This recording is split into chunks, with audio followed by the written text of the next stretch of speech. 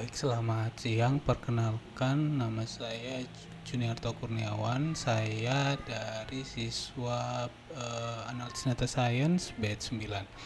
Di sini saya akan memaparkan terkait dengan project terakhir yang saya buat, yaitu untuk yang term deep learning, yaitu fake news prediction.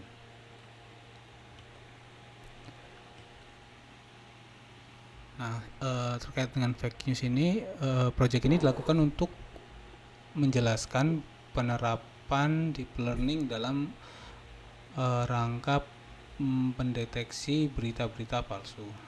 Dengan menggabungkan kemampuan deep learning dalam memproses data secara tekstual, penelitian ini atau proyek ini berusaha memberikan solusi yang efektif dan efisien dalam meminimalkan penyebaran berita palsu.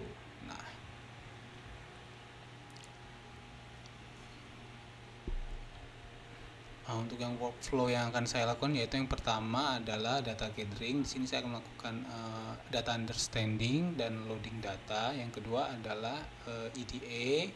Kita akan show diagram proporsi. Lanjutnya akan ada show word cloud dan ada sedikit text cleansing.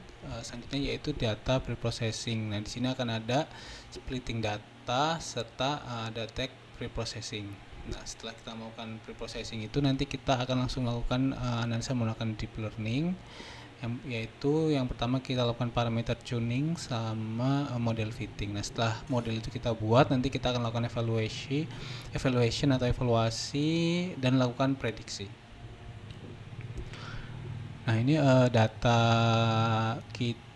saya itu berasal dari platform Twitter atau yang sekarang disebut platform X, yang diperoleh dari Kaggle. Nah, ini contoh datanya, yaitu ada title, news URL, source domain, tweet name, dan reel. Nah, langkah yang pertama yang kita lakukan yaitu mengecek missing value. Setelah dilakukan pengecekan, terdapat 330 data yang punya nilai yang missing. Oleh karena itu, langkah yang saya ambil adalah melakukan dropping data. Nah, setelah melakukan cek missing value, langsung kita lakukan EDA. Nah, di sini saya akan tampilkan grafik proporsional terkait dengan berita palsu maupun yang terverifikasi valid. Nah, berdasarkan grafik itu dapat disimpulkan bahwa sebanyak 17.371 data atau sekitar 76% merupakan data yang terverifikasi valid, sedangkan sisanya sebanyak 24% itu atau 5.495 data merupakan data fake news. Nah, selanjutnya lagi kita akan melihat sebenarnya data-data kita ini membahas mengenai apa sih. Nah, itu kita bisa lihat menggunakan word cloud. Nah, di sini ada grafik word cloud-nya. Nah, ini kita lihat ada beberapa kata-kata yang sering muncul. Nah, semakin besar berarti semakin banyak muncul.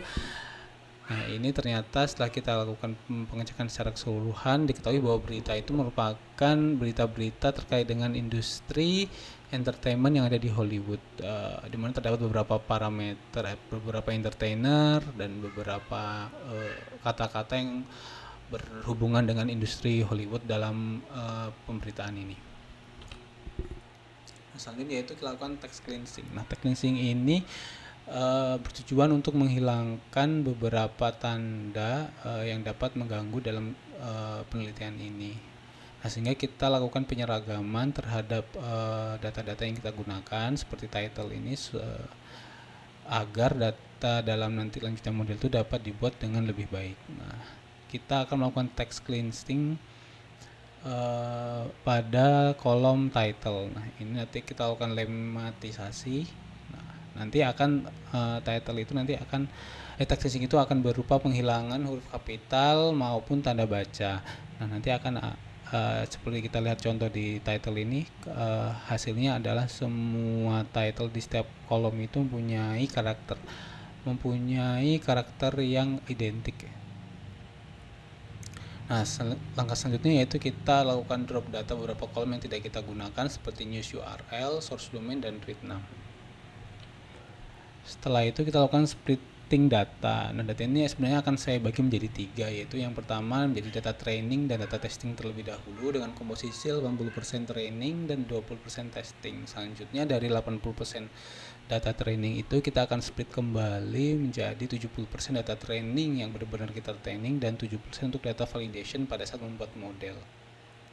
Nah, selanjutnya lagi yaitu kita akan lakukan text processing. Di sini hal yang cukup penting mengingat data yang kita dapat adalah berupa teks yang belum dapat kita analisis secara numerik. Oleh karena itu kita akan convert teks itu menjadi sebuah numerik dengan library Keras menggunakan tokenizer text to sequence.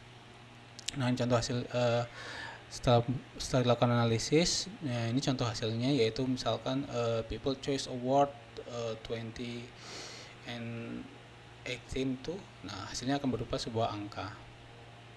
Nah, setelah kita lakukan text processing ini, barulah data ini siap untuk kita lakukan analisis menggunakan deep learning. Selanjutnya yaitu kita melakukan analisa menggunakan deep learning. Yang pertama kita lakukan adalah model yang akan kita gunakan adalah LSTM, yaitu long short term memory, sehingga akan dilakukan beberapa parameter tuning. Yang pertama yaitu menentukan arsitektur model yang berupa sequential, karena model sequential ini digunakan untuk mendefinisikan arsitektur model yang secara berlapis. Setelah kita dapat model sequentialnya, kita lakukan yaitu pada layer pertama yaitu embedding. Nah, yang akan mengubah tadi kata-kata menjadi vektor.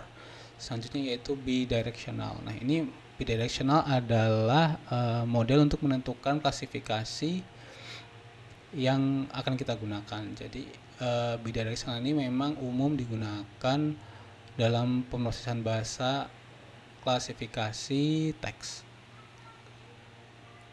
Nah, ini akan cocok digunakan untuk mendeteksi berita fake news tadi yang akan kita teliti. Yang ketiga yaitu layer berupa output dense, yang ini merupakan hidden layer dengan menggunakan aktivasi ReLU yang membantu model untuk mempelajari representasi yang lebih kompleks dari data. Nah, dan untuk yang layer terakhir yaitu layer output menggunakan activation sigmoid dengan output nilai itu menjadi rentang antara 0 dan 1. Sigmoid ini memang akan umumnya digunakan untuk lapisan klasifikasi biner, sehingga nanti akan ada memunculkan probabilitas antara 0 sampai 1, atau nanti akan kita konversi menjadi dia terverifikasi file beritanya itu terverifikasi true or fake. Nah, kita lakukan di pemrograman Python, hasilnya seperti ini.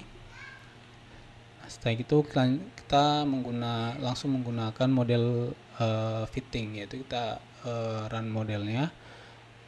Nah, sebelum melakukan model fitting kita tentukan beberapa parameter, seperti yang pertama yaitu loss function kita. Nah, ini saya menggunakan binary cross entropy. Yang kedua yaitu optimizer menggunakan ADAM. Nah, ADAM ini yang sering digunakan atau yang menjadi pilihan default biasanya ya, karena kinerjanya baik dalam beberapa kasus. Yang ketiga kita menggunakan metrik akurasi, dan saya menggunakan epochnya itu sebanyak 30 kali. Nah, setelah itu kita lakukan train data tersebut. Nah, setelah kita lakukan train data, dapat diperoleh hasil menggunakan yang deep learning tadi. Kita dapat menggambarkan loss function sama accuracy function, di mana loss functionnya akan cenderung menurun dan accuracy functionnya cenderung meningkat. Ya, artinya model yang kita train ini cukup baik. Nah, selanjutnya kita lihat evaluationnya. Nah, ini saya menggunakan data validation. Nah, setelah kita model yang tadi yang kita train dengan baik tersebut kita apply ke data validation, diperoleh akurasi sekitar 78,28%. Nah, sehingga data ini siap untuk dilakukan langkah selanjutnya, yaitu untuk melakukan prediction. Nah, prediction ini kita gunakan data testing. Setelah kita gunakan data testing, kita lihat akurasinya menjadi 77,55%. Nah, hasil akurasi yang ditunjukkan pada model evaluation dan prediction ini menunjukkan nilai yang tidak jauh berbeda, sehingga model yang telah dibuat mampu menunjukkan prediksi dengan baik pada data train maupun data validation, dan dapat mengeneralisasi dengan baik pada data-data baru. Sekian, terima kasih, selamat siang.